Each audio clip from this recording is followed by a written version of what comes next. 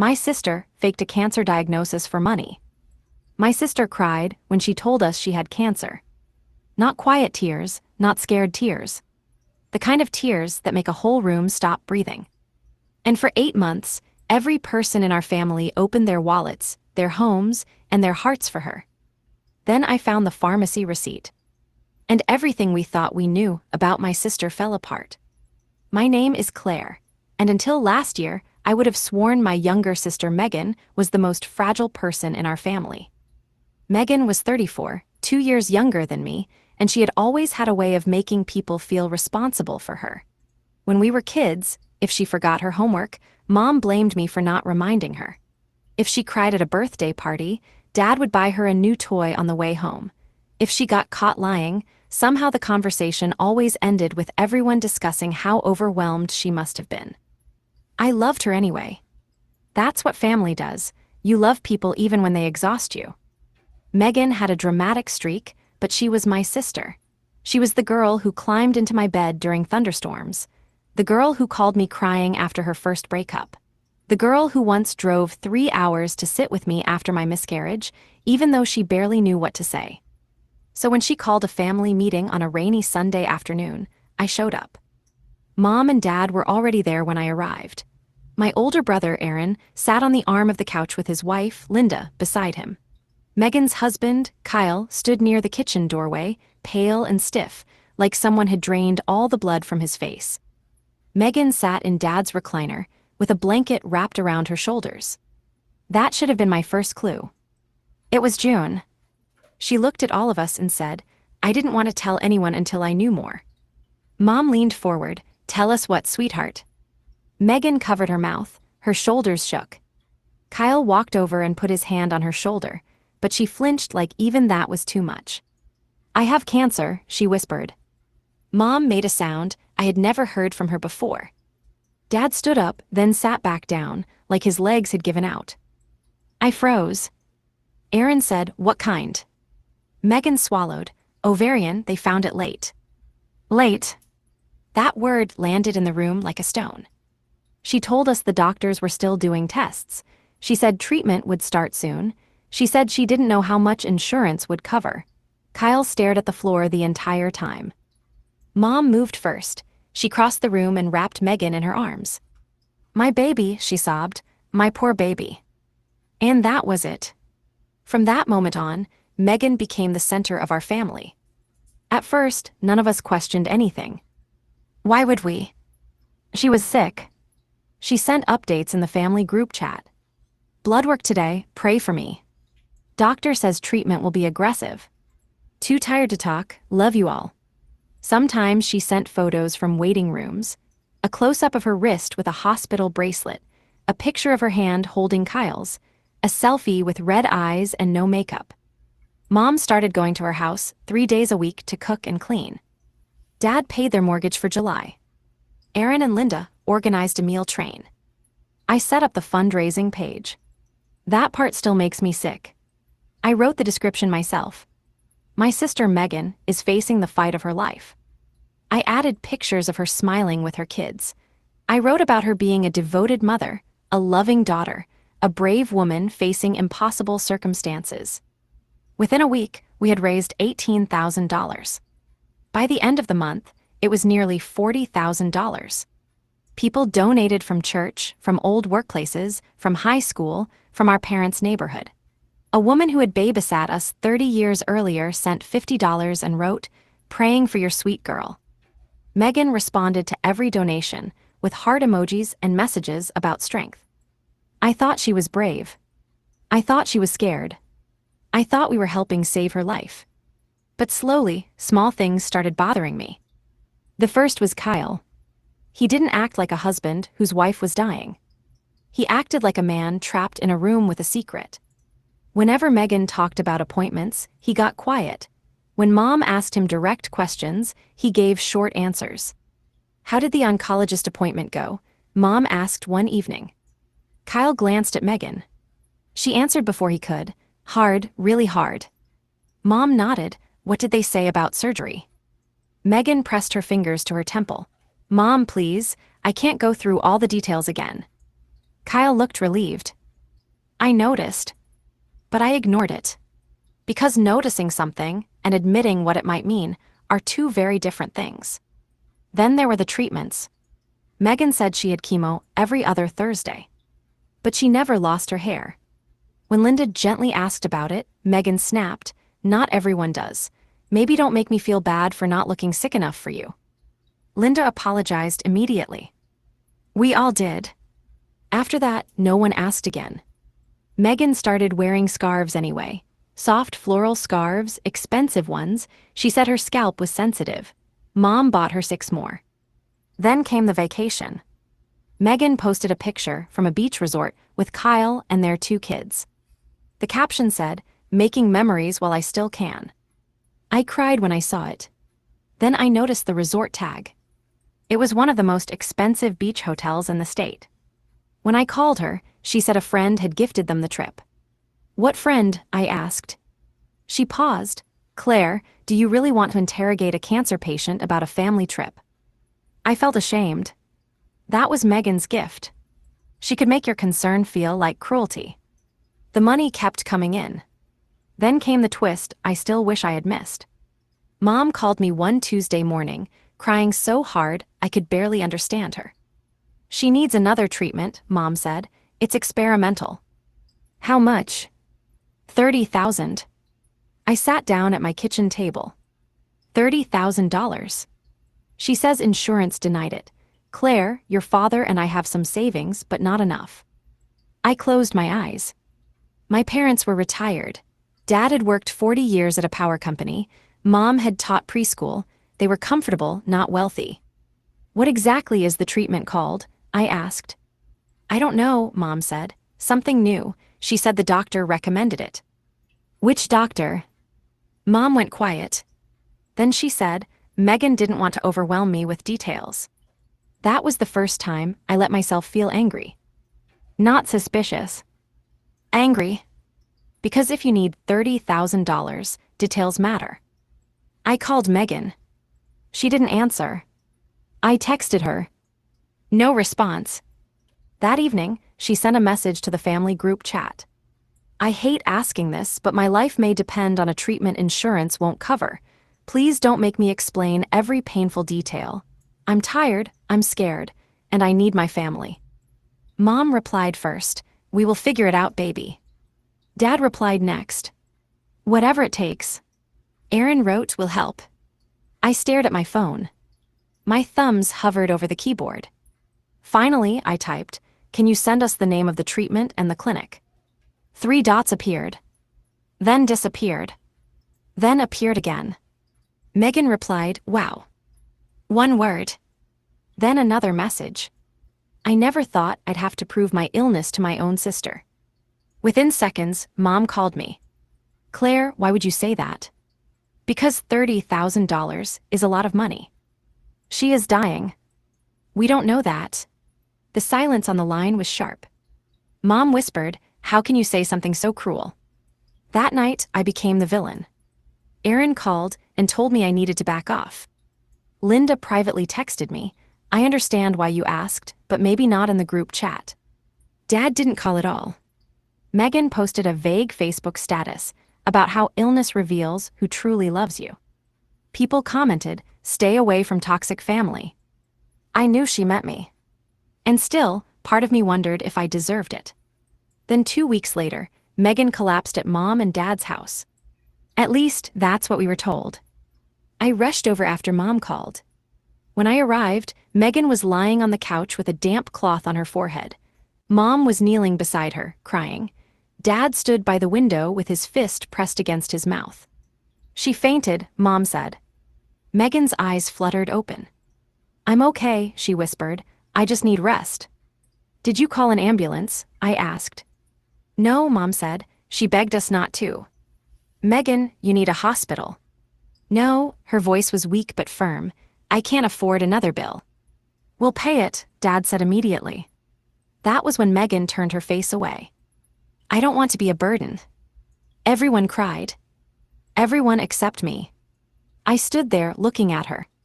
Her breathing was dramatic, too dramatic. Her hand rested on the blanket with perfect stillness, like she was aware of how fragile she looked. And I hated myself for doubting her. But I did. A week later, the fundraising page passed $72,000. People started organizing a benefit dinner. Our church offered the fellowship hall. A local bakery donated cupcakes. Megan asked if someone could make a video slideshow. Mom asked me. I almost said no. Then I thought maybe this was my chance to make things right. So I went to Megan's house to collect photos. Kyle answered the door. He looked exhausted. Megan's sleeping, he said. I just need pictures for the benefit. He stepped aside. The house was messy, but not in a sickness way, more like someone had stopped caring, toys on the floor, dishes stacked in the sink, Amazon boxes by the hallway. A lot of Amazon boxes. Kyle led me to the dining room and handed me a photo album. Use whatever, he said. I watched him rub both hands over his face. Kyle, I said softly, is everything okay? He laughed once. It wasn't a happy laugh. No. My heart started pounding. Is Megan worse than she's saying? He looked toward the hallway. Then he said, you need to ask her. I have, then ask louder. Before I could respond, Megan's voice came from the hallway.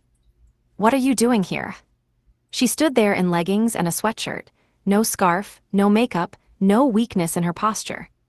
For 1 second, she looked perfectly healthy. Then she saw my face and sagged against the wall. Claire, she said, suddenly breathless, I didn't know you were coming. I'm getting photos for the benefit. Her eyes flicked to Kyle. You should have texted. I did. I was sleeping. Kyle walked out of the room. Megan watched him go, and something cold passed over her face. Not fear. Anger. I left with the photo album and a knot in my stomach. The benefit dinner was scheduled for Saturday. By Friday night, ticket sales and donations had pushed the total to almost $90,000. That same night, I found the receipt. I had stopped by Megan's house again because Mom asked me to drop off printed flyers. No one answered the front door, but Kyle's truck was in the driveway. I knocked again, then tried the handle. It was unlocked. I called out. No answer. I stepped inside and heard voices from the backyard. Megan and Kyle were arguing. I should have left. I know that. But then I heard my name. Claire is not stupid, Kyle said. Megan snapped, Claire is jealous. She has always been jealous. Of what? Your fake cancer. The room tilted. My fingers went numb around the stack of flyers. Megan hissed, keep your voice down. No, I'm done. This has gone too far. You were fine when the bills got paid. I thought it was one fundraiser. One, you said you'd tell everyone it was a scare. You said it got misdiagnosed. I couldn't just stop once people started helping. You mean once money started coming in? I backed away from the door, shaking. My foot hit one of the Amazon boxes near the hallway table. A small paper slipped off the top. A receipt. Not Amazon. A pharmacy receipt. I picked it up without thinking. It showed Megan's name. The medication listed was for anxiety. Below it were vitamins, melatonin, and a bottle of nail polish. No cancer drugs. No nausea medication. No pain medication. No treatment-related prescriptions. Just ordinary things. I know one receipt doesn't prove everything. But Kyle's words did. You're fake cancer. I left before they saw me. I sat in my car 2 streets away and shook so badly I couldn't drive. Then I called Linda. Not Mom, not Dad, not Aaron. Linda. She answered on the second ring. Claire. I could barely speak. I think Megan is lying. Linda went quiet. Then she said, about the treatment. About all of it. I told her what I heard. Linda didn't gasp. She didn't defend Megan. She said, I was afraid of that. My stomach dropped. You knew? No, but I checked something. Linda worked in medical billing. She knew insurance language better than any of us.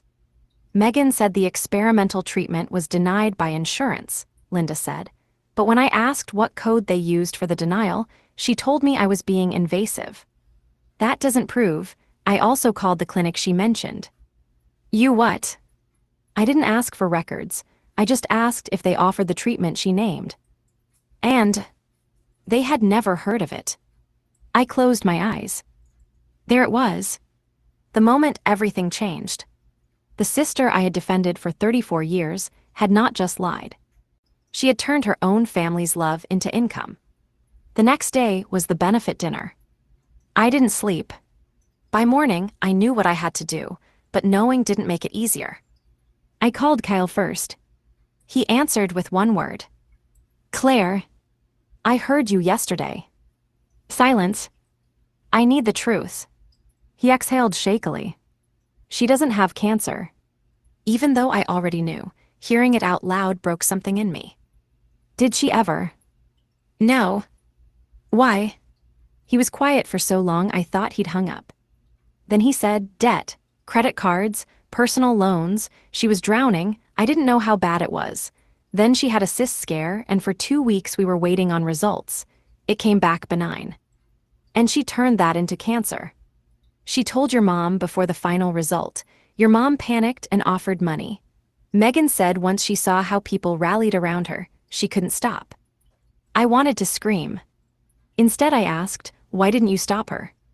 I tried. She said if I exposed her, she'd tell everyone I helped plan it. She said I'd lose the kids. Did you help?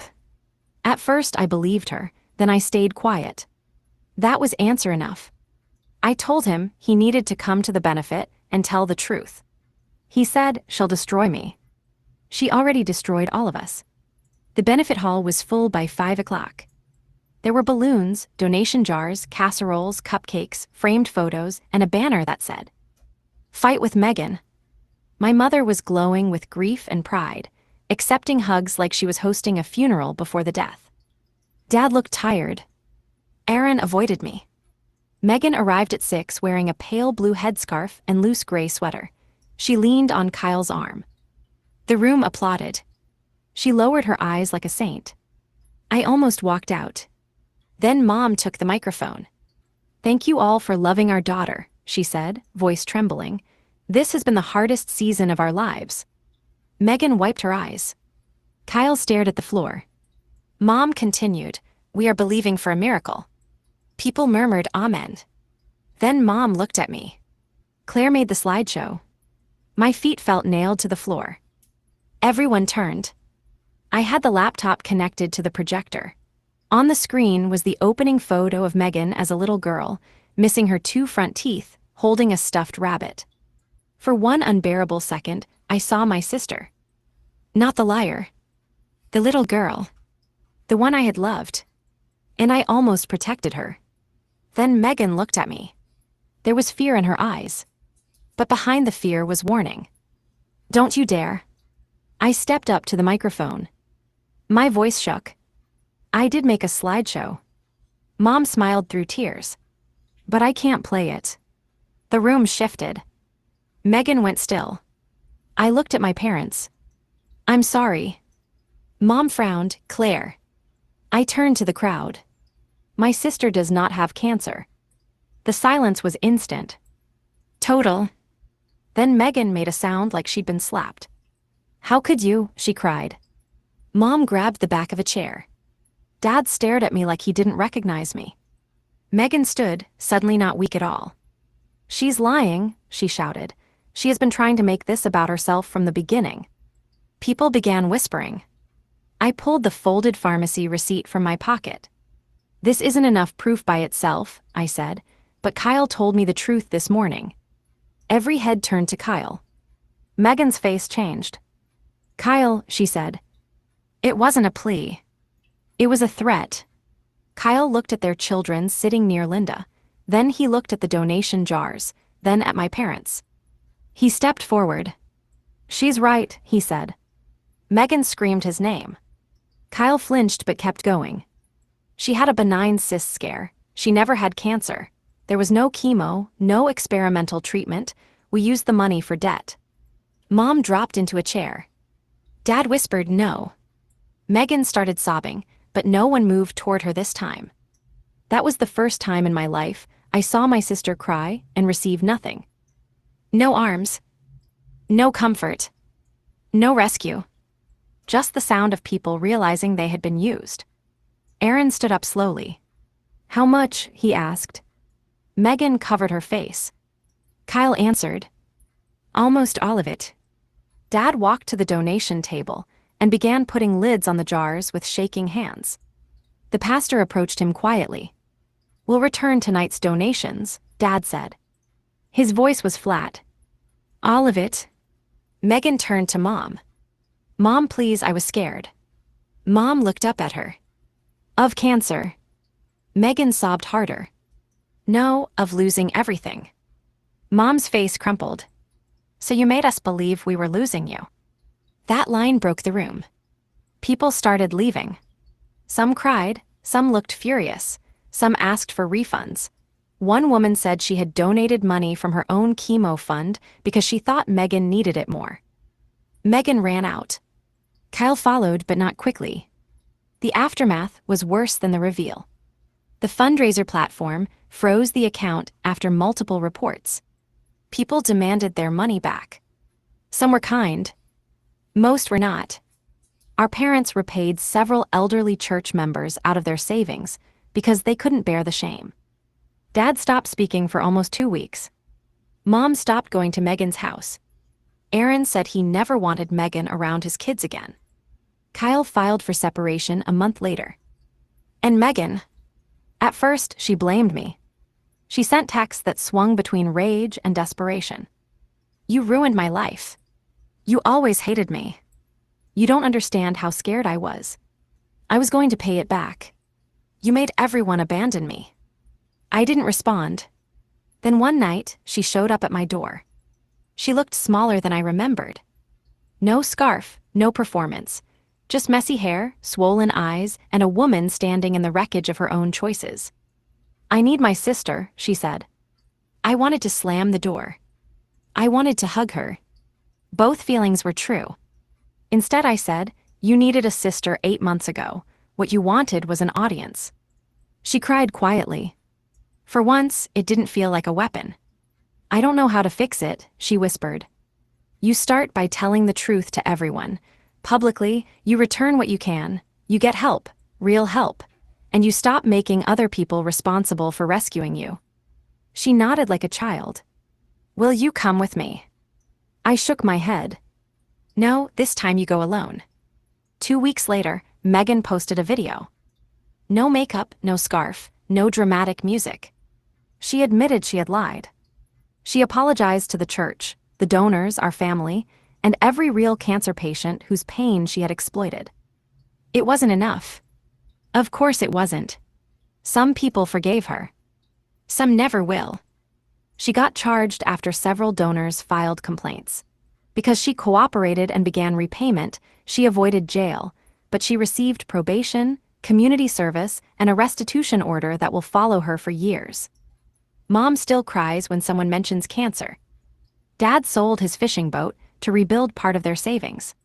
Kyle has primary custody during the week. Megan works 2 jobs now. And me. People ask if I regret exposing her in front of everyone. The answer is complicated. I regret that my parents had to hear it that way. I regret that strangers were humiliated. I regret every real sick person who saw my sister turn their suffering into a costume. But I do not regret telling the truth. Because betrayal doesn't become love just because it happens inside a family. And silence doesn't protect people. It protects the lie. My sister didn't lose her family because she got caught. She lost us, piece by piece, every time she let us pray for a disease she never had.